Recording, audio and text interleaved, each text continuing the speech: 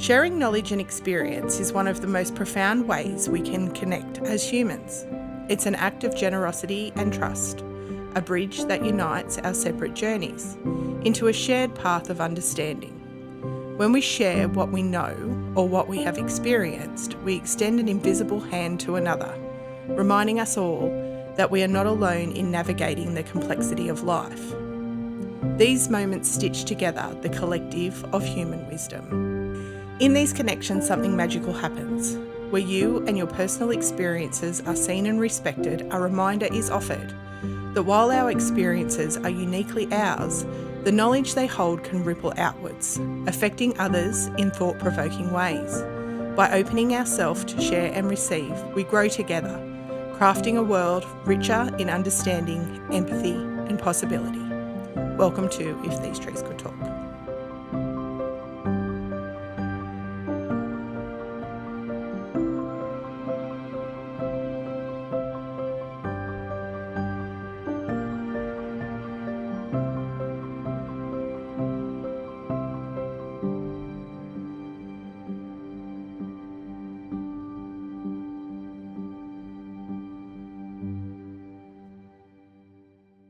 Shannon and I would like to acknowledge the traditional custodians of this land. Today we are recording on beautiful Wanneroo land, and we would like to extend that to all of the lands that you are listening on today.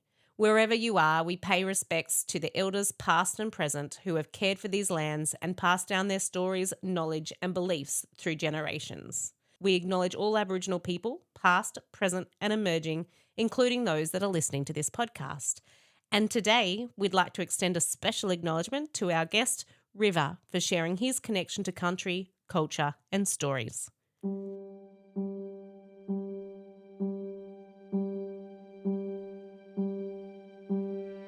Well, they're all bushmen, you know, and lived there in the thick of the bush and dealt with things that no white man's ever seen before, you know.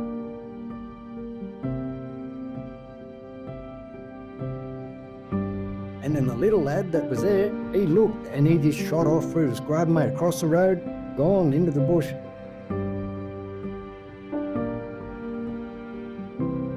Have you heard of John Jardy's?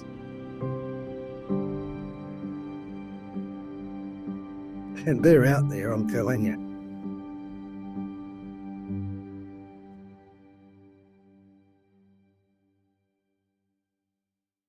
A couple of months ago now, I had the incredible opportunity to connect with a very remarkable man.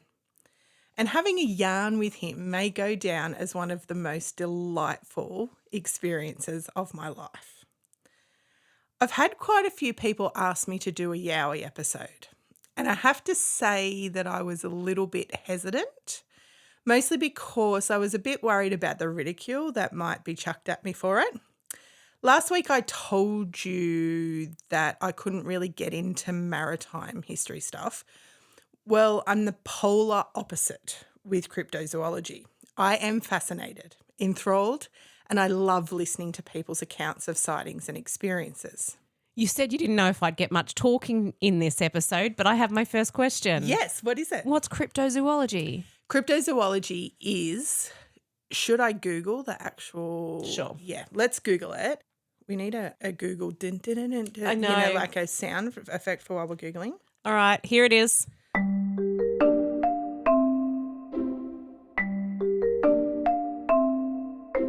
Cryptozoology is the study of animals that are rumoured to be extinct but are not recognised by science and are therefore considered a pseudoscience. The term cryptid was coined by cryptozoologists to describe these animals. Some examples of cryptids include Bigfoot, the Loch Ness Monster, Yetis, I don't know what that is, the Chupacabra? How do you say that word? The Chupacabra. I'm going to Google that. The Jersey Devil and the Mokelmembe. Again, another one that I don't know. Clearly I'm not as into cryptozoology as I originally thought. So yes. And this is how she gets to where she is. Okay, where was I, Megan? In the real world. I've got a script today. You've got a script today. In the real world, if you mention Bigfoot or Yowies, people laugh at the possibility and think you're either a fool or a complete nutter if you even entertain the possibility that there's more out there than what we can capture and study. And yet you don't have to scratch the surface very deeply to find a whole ton of people who have had strange and mysterious experiences that can't be clarified with any fundamentally rational or socially acceptable explanation. There's two things that really grab me about this in the absence of not actually having an experience myself. The first is, why the hell would anyone make this shit up? There's no medal for it. If I can't talk about the mere possibility of it without people thinking I'm completely batshit crazy, imagine the scrutiny you would face if you came out publicly saying that you had encountered one. And so many people. So many people, like whole communities of people. I'd even have it as a guess that many of the people who enjoy this episode, and there will be many, I've had lots of requests, aren't walking into their workplaces on Monday asking their colleagues if they believe in Yowies. The second reason is because we know that I can't generally leave well enough alone, and I deep dive into many and varied things. What most people outside of the Bigfoot communities don't realise is that this creature is nothing new. They didn't just appear when Harry and the Hendersons were released. Much of the modern fascination began in 1967 with the onslaught of Bigfoot hype that followed the release of the famous Patterson-Gimlin film. In less than just a minute of footage that was shot in Northern California in Six Rivers National Forest, it shows a large, hairy, obviously female mammal walking upright and disappearing into the forest. It was decent footage for the time, and it has been debated from that time till now by scientists, cryptozoologists, and filmmakers, with many arguments both for and against its authenticity. It's worth noting that Roger Patterson maintained right till his death that the creature on the film was real, and Gimlin, who mostly avoided public discussion around it, also took a firm stance that the film was not a hoax. But long before this, Indigenous people across the globe have had, some might say, a relationship, others might call them encounters, with these creatures for thousands of years, and often associate them with natural and spiritual phenomena. It's not just the Aboriginal and Torres Strait Islander people who share tales of the Yowie or the hairy man, described as a large, hairy hominid that inhabits the wilderness. Aboriginal stories often depict the Yowie as a fearsome and powerful being, sometimes associated with spiritual elements. The creature is often seen as a protector of sacred spaces and a symbol of the natural world's power. In the Indigenous nations of North America, particularly in the Pacific Northwest, the Bigfoot or Sasquatch is a well-known figure in Indigenous folklore.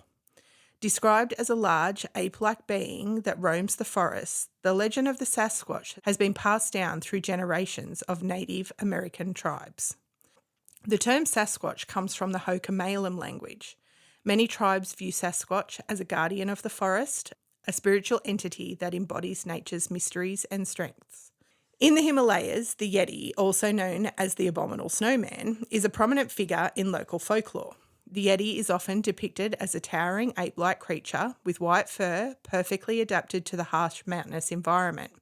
Stories of the Yeti have been part of the Sherpa culture for centuries, and many believe the creature to be the guardian of the mountains. Great movie. Abominable. Abominable. Have you seen it? No. Watch it. Okay, I will. It's a kids' movie. Right. I'm on it. Charlie will like it. Yeah. He's a Yowie fan.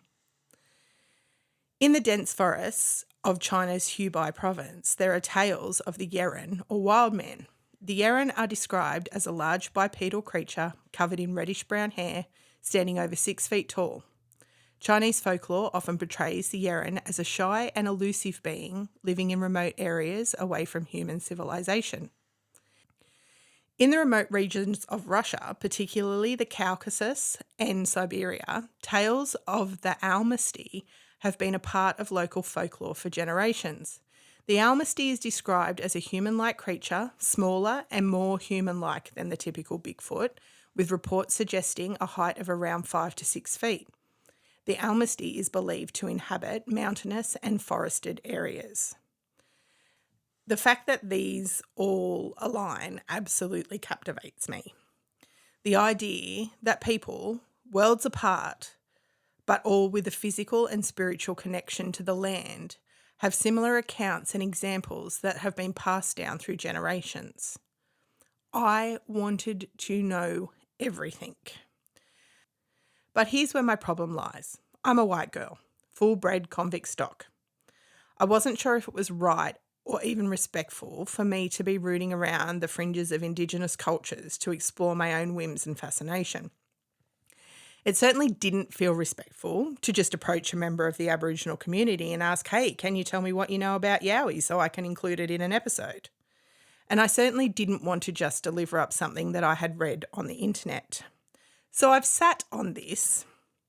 That is until now, where a chance crossing of paths led me to having the most fascinating 3-hour-long conversation with River Morris, a proud Wiradjuri man who has lived an incredible life, and after spending some time yarning and getting to know this strange and obnoxiously curious white girl, he agreed to sharing some of his personal knowledge and experiences with me and with you guys. I chatted with River via phone from his current home in South Australia.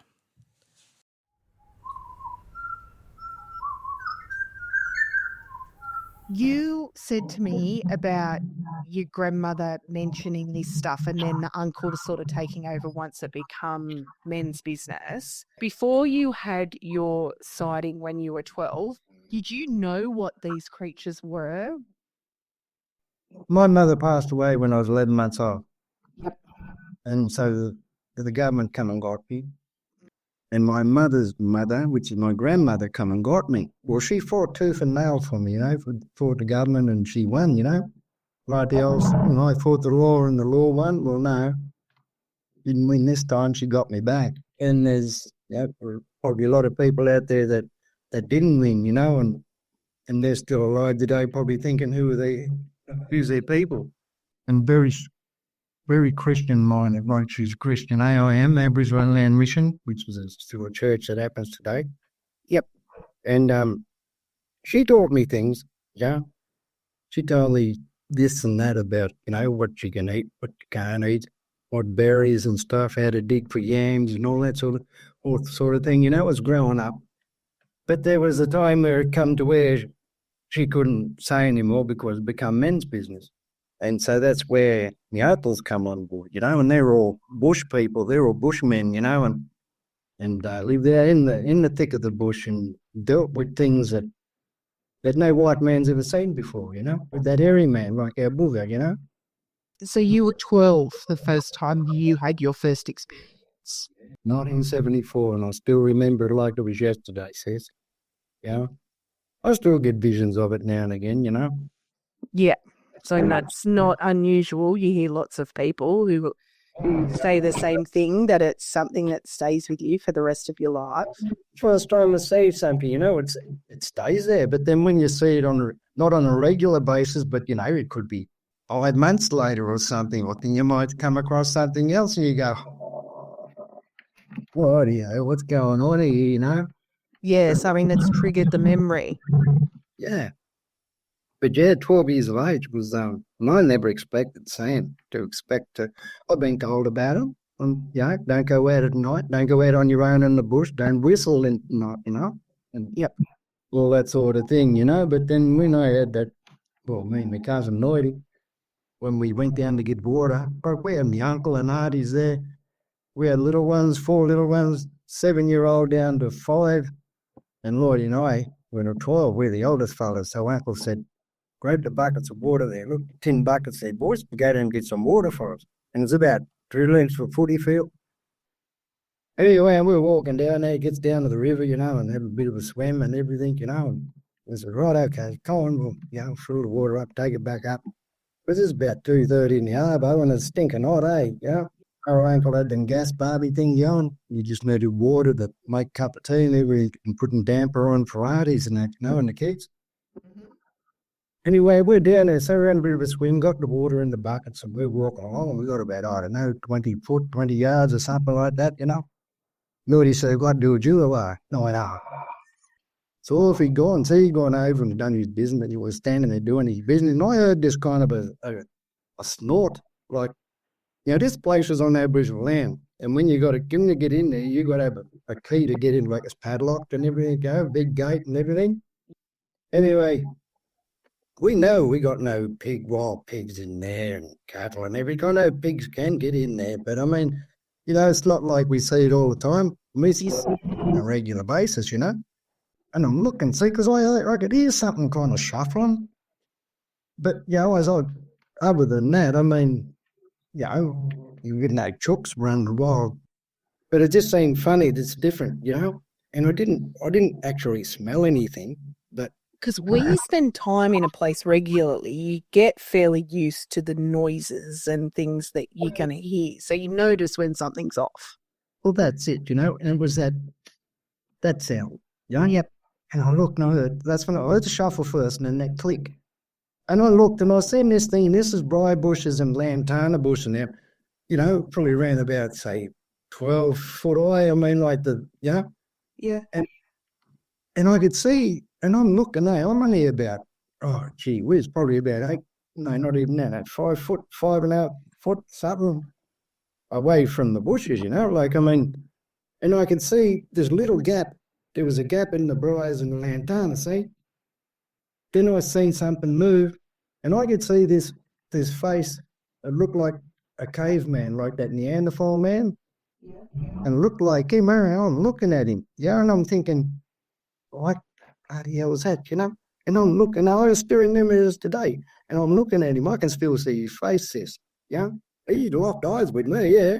And then when I said, Lloydie, come here, brother, come on. He said, what? I said, come on, cut it short, brother, come on, come here. And he'd come over, see? And then just as I was saying that, Lloydie's looking, I said, okay, and he started to rise a little bit, see?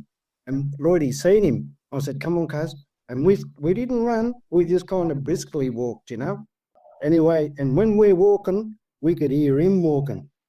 Every step we took, he took, you know? But we couldn't see him, but we could hear him, see? And up front around about, I don't know, half the length of a footy field, there's a big opening, whereas a gap, where this thing would have had to go to the other side, and that's where Auntie and Uncle, or the aunties and uncle was there with the kids. Anyway, we're coming up there and said, Lloydie, can you see him, bro? And he's going, no. And I said, there he goes. And Uncle seen us, we started running, mate. We could see the back of him and old Uncle, we pointed. Did your uncle see it? Oh, yeah, he's seen it. We packed up, mate. We hooked it. Because that was, I reckon, and look, knowing what I know now and what I've been told by my people and my uncles while sitting around the fire over the years and talking about all this sort of thing, which I opened up late in my life in regards to this. And what I've seen, you know, they're just crazy. They're out there, I'm telling you. See, I've been told about them, right? And there's not only one. See, that one that we've seen, he's the day watcher. He's the fella letting them know that we're there. You know?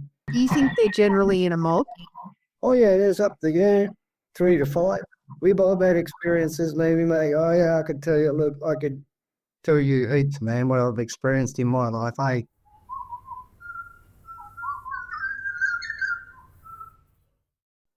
Have you heard of Junjardis? Now, I hadn't heard of Ginjardis, but I had heard of brown jacks, which is a white fella term. Ginjardis, which are known by different names depending on language, are small bipedal creatures widely acknowledged across Australia. They are described as being about 3 to 5 foot in height, muscular, and they are sometimes reported to have longer hair on their head than the rest of their body, which is dissimilar to Yowies. They are usually described as having long limbs, but with their arms and legs being about the same length. Also, unlike the Yowie, Junjardis are always almost seen walking bipedally or climbing in trees. In Aboriginal folklore, Junjardis are usually depicted as mischievous. Junjardis are intelligent comparable to humans, but do not use advanced tools, fire, or any complex language. So I asked River if these were the mischievous little hairy men that I had heard about. That you took the words right out of my mouth. They're the mischievous little buggers, mate. Okay, can I give you an example? This is out of Western New South Wales, right? Yeah. Mate owned a property. He lived 10k out of town. Now, I've spoken to this fella and I've said to him, I said, if ever I mention this, can I mention it? He says, just don't tell him where I live. As I said, he lives in rural, lives 10k's out of town. I gets there, the bro was up there at the place, he's saying, right, I'm glad you're here. Yeah, you made it good, you got here, all right. Anyway, and he said, righto, bro. He said, I'm heading into town. I said, righto. He said, there's beer in the fridge. Scotty, that's his son's name, Scotty. He said, you'll be home around on the bus. Oh, around about 3 o'clock, something like that. Yeah. And I said, right, yeah, no worries. Now, the driveway is about half a kilometre. Anyway, and I'm walking down, sonny. Anyway, and he's got his push bike. It sits down beside the fence where he just rides his push bike up, see?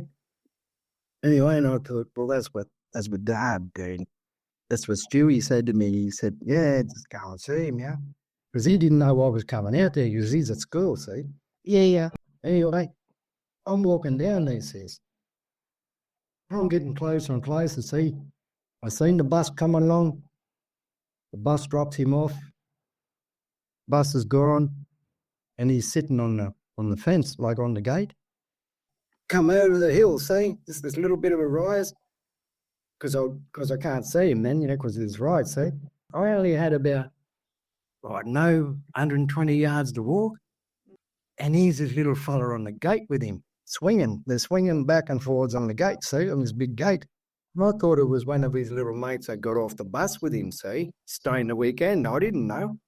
Yeah. When I'm walking down there and they're having fun in this gate, like swinging back and forwards, and Scotty's giggling and laughing at him and everything, And I yelled out, well, I didn't yell out, I cooed him, and Cooey, hey, Scotty. He turned around, he's going, Uncle River. And then the little lad that was there, he looked and he just shot off through the scrub, mate, across the road, gone into the bush. And I said, hey, who was that? He said, that's my little mate who comes and plays with me after I get off the bus. I said, what? He said, yeah. I said, how long you known him for? He said, long time now, Uncle. He told your father about that? He said, no, don't tell him, Uncle, because he won't let me come down here. Did you tell his dad, River? And I had to tell him because, yeah, there could be things going on around the place that he's not aware of.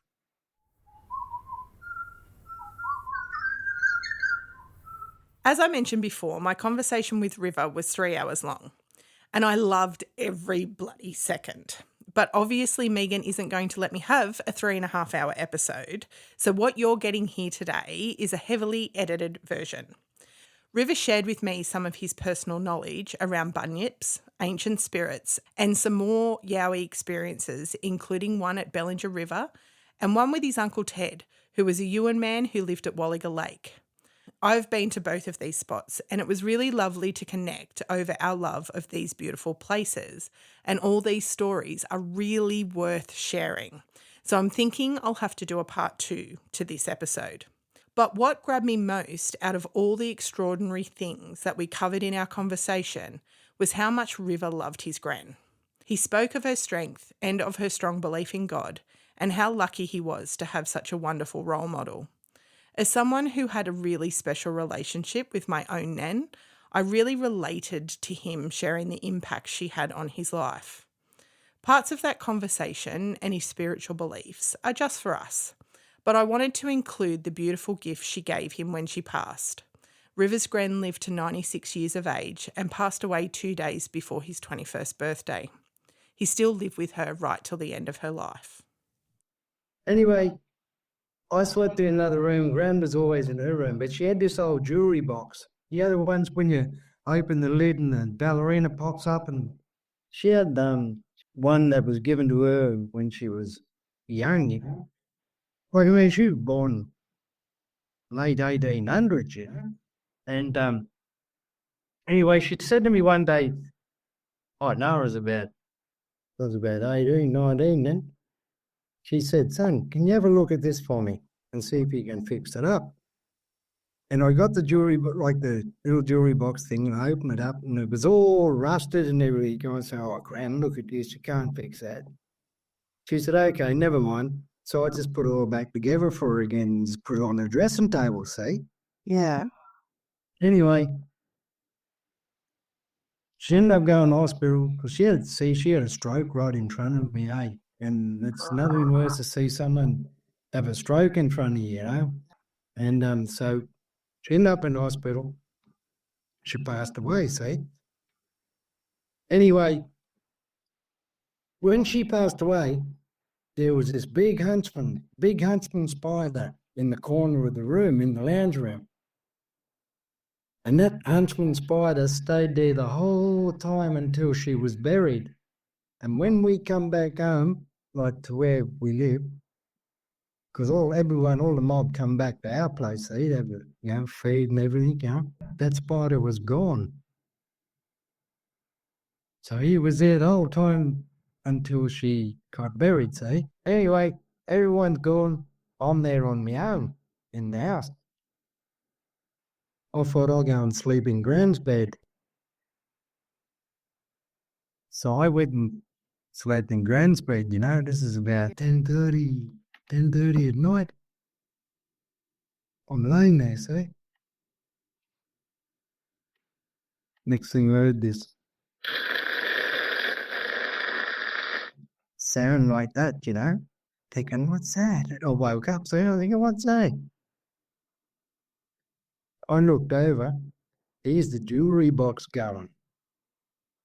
The jewelry box wasn't playing the music, but the lid opened and the ballerina was turning around, it was going. Next thing you know, Shannon, I swear on my grannies, man, I felt there's someone sat on the end of my bed, like on the end of the bed, and Gran was there, and she looked at me. She sat down and she looked at me and she said, "Don't worry, son, everything will be all right." And then she was gone. I'll never forget that. And she always told me, she said, "Son, never light a candle in front of your mirror, or she will see him. You know who him is, don't you?" I think I've got a pretty good idea. I don't know exactly, but I don't think you want to see him. The devil. Yeah. She said to me once, I come home from school, she said, just before Christmas, she said, "Hey, son, how you going?" I said, "Good, Gran." I said, "What are you doing?" She said, I'm cooking a religious pudding." I said, "What?" She said, "I'm cooking a religious pudding." I said, "What do you mean religious?" She said, "I'm boiling the hell out of it." Oh, that's great. I wish I could have met your Gran. She sounds amazing. Oh, yeah. Talk to you has been absolutely fascinating. Sister, I want to thank you very much, and I appreciate your time for getting in contact with me and having this experience to yarn with you. It's so deadly. Thank you. This has just been amazing. I appreciate your time so much. Not a problem, sister. Likewise, and I appreciate you doing what you're doing.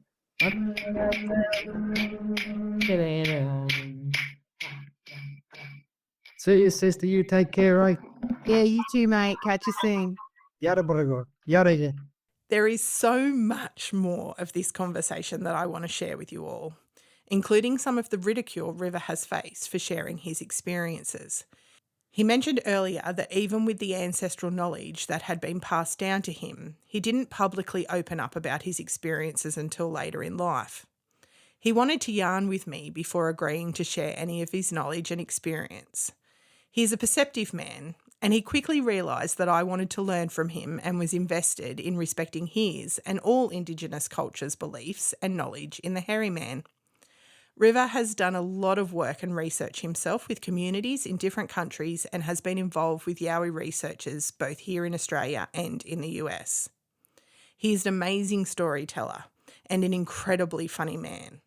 And if you would like to hear more from him, he hosts a radio program called The Inky and Pinky Show, broadcasting on Tribe FM on Sundays between 1 and 4. and it can be streamed from tribefm.org.au. As always, I'll provide some links to this in the show notes for you to find. I want to extend a huge thank you to River for his time and his trust in me to share parts of his story with you guys, and to Megan, who got a frantic phone call from me on a Monday afternoon saying, "Can you figure out how to record this conversation?" after River and I decided, okay, let's just do this now, with zero consideration for the fact that we both love a yarn, the technical difficulties, or the audio quality. If you want to hear more of our conversation with River's experiences, let us know in the comment section of whatever platform you're listening on. And while you're there, a rating would be great as well. We'll see you in a fortnight, where I think we might head to Ararat in rural Victoria, and I'll share with you guys some of the many stories from J Ward, which was the home for the criminally insane within Arradale Lunatic Asylum. Prep yourself for a trigger warning, Megan. Looking forward to it.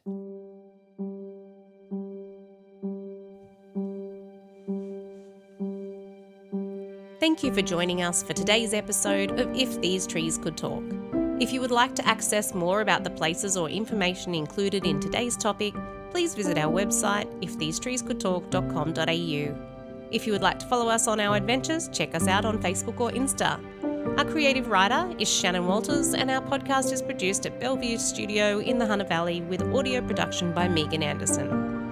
We love to hear your feedback, so please rate and review, and if you would like to hear more, please subscribe. We look forward to you joining us for our next adventure.